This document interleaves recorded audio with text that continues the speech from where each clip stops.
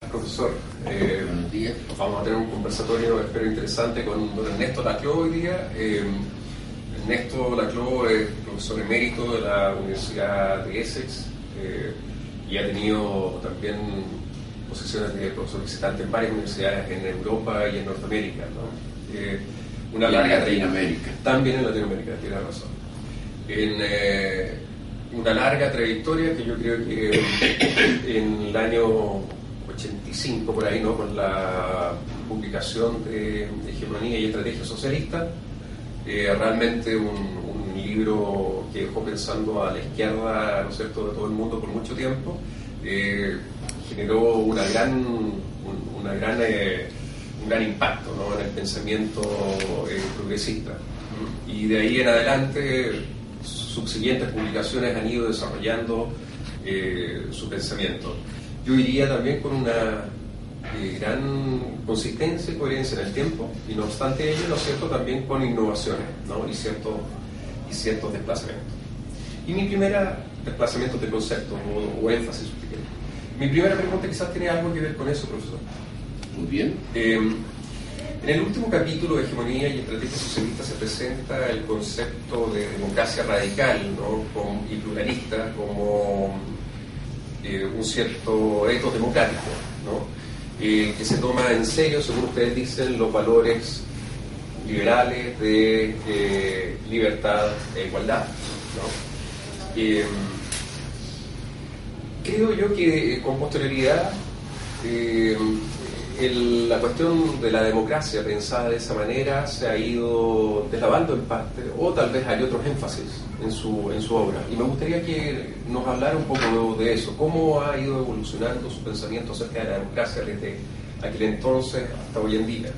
Hay que pensarlo, la situación en que se escribió ese libro en 1985 era todavía el bloque soviético no se había disuelto. De otro lado, la experiencia del eurocomunismo en Europa se presentaba como un proceso de cambio en una dirección democrática, y el libro trataba de dar expresión a todos esos nuevos movimientos, demandas, movilizaciones que se iban desarrollando al calor de esas posibilidades. Después las cosas han variado en muchos sentidos. Han variado en algunos sentidos positivos, en otros sentidos negativos. Los sentidos positivos son que la radicalización de las demandas de varios grupos ha ido creciendo, tanto en América Latina como en el mundo árabe, como hoy día con el movimiento de los indignados en España. Es decir, hay toda una nueva configuración de la protesta social. La cuestión negativa es que se ha ido viendo cada vez de una manera creciente que no hay ninguna garantía de que esas demandas, que pueden ser democráticas en sus orígenes, vayan a ser articuladas en ideología democrática. Puede perfectamente darse el caso que demandas democráticas de ciertos grupos empiecen a ser inscritas en un nacionalismo étnico, como ha ocurrido en Europa del Este. Puede ser que den lugar a una variedad de fundamentalismos. O sea que lo que ha variado es que el campo de la lucha hegemónica hoy lo percibimos con una mayor posibilidad, un mayor rango de posibilidades que lo percibíamos en comienzos de los años 80. Entiendo. Entonces es más bien un cambio de contexto al cual...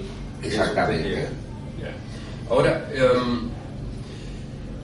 una segunda cuestión que me gustaría señalar que discutiéramos, ojalá, es la que tiene que ver con también las instituciones, ¿no?, las instituciones democráticas, y cómo usted concibe el rol de las instituciones actualmente. Bueno, para empezar, usted mismo hace la distinción entre instituciones e instituciones democráticas. Es decir, porque puede haber formas de institucionalismo liberal que no tienen nada de democrático. Los regímenes liberales en América Latina en la segunda mitad del siglo XIX se constituyeron como maquinarias clientelísticas que manipulaban el voto. O sea que ahí estaba formalmente el liberalismo, pero el elemento democrático estaba ausente.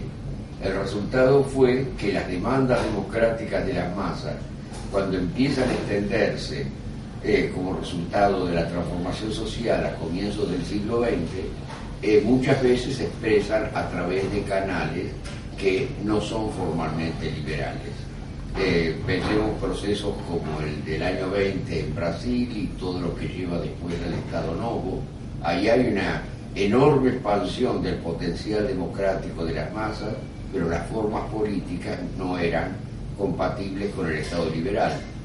La experiencia chilena fue hasta cierto punto también una experiencia complicada, porque tuvimos el primer ibañismo que de nuevo desarrollaba todo un imaginario democrático que se había visto frustrada por las limitaciones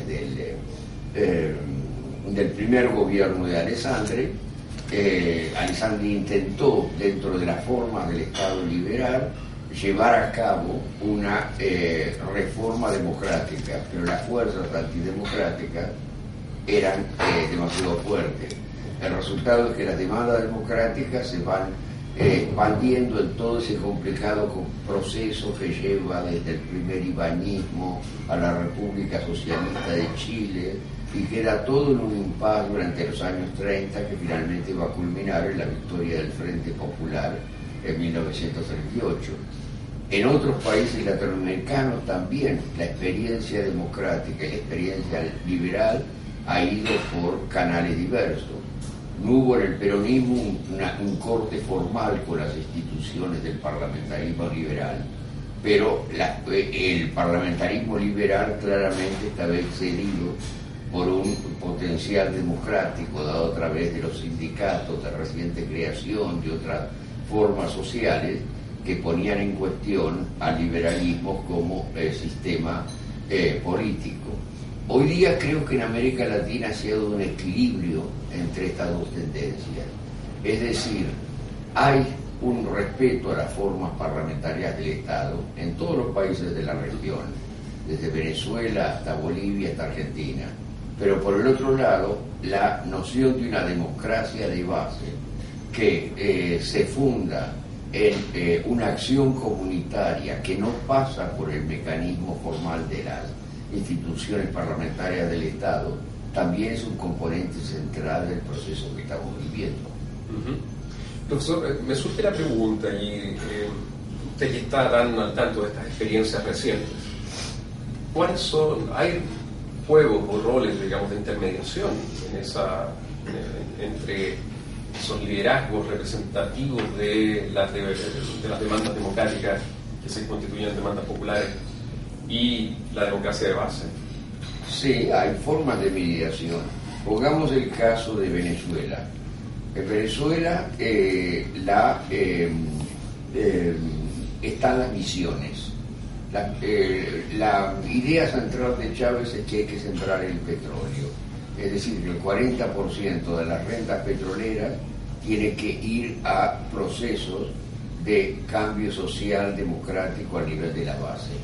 Entonces, ese 40% del petróleo no es administrado burocráticamente, va a comunidades locales que organizan clínicas oftalmológicas, que crean servicios sanitarios, que crean servicios escolares nuevos, y hasta a partir de todo eso se da una democracia de base real. Hay que pensar lo que era Venezuela antes del chavismo. Ahí había clics clientelísticas absolutamente no democráticas que manipulaban el voto de una manera descarada. Es decir, que lo que se ha dado en el proceso del chavismo es, en primer término, esta extensión de la democracia de base. Pero de otro lado, y ahí es un punto en que yo insisto con mucha frecuencia, esa democracia de base no es suficiente. Es decir, que en la lucha a nivel del poder del Estado es también central. De modo que las teorías ultralibertarias que afirman que hay que oponer radicalmente la democracia de base a las formas parlamentarias del poder, bueno, como dirían los ingleses, no son my cup of tea. Es decir, si ustedes piensan en un proceso como el de el golpe del 2002, sin la democracia de base el golpe hubiera triunfado. Pero si Chávez no hubiera estado en el centro del poder, también esa democracia de base no hubiera encontrado un foco de cambio. O sea que lo que me parece que se está dando en América Latina es una tendencia a lograr un equilibrio entre estas dos dimensiones del proceso democrático. Una de mis críticas al proceso chileno es que con la ideología que tú has estudiado muy bien en tu tesis acerca de la reconciliación nacional después de 1990, lo que se dio es un énfasis casi exclusivo en los aparatos formales del Estado y todas las ideas de una democracia de base nunca se llegaron a desarrollar realmente. Hoy están comenzando a emerger con la movilización estudiantil y con una serie de movimientos atláteres. Y Chile va a tener también, como el resto de América Latina, que encontrar un equilibrio entre estas dos formas de la acción política democrática.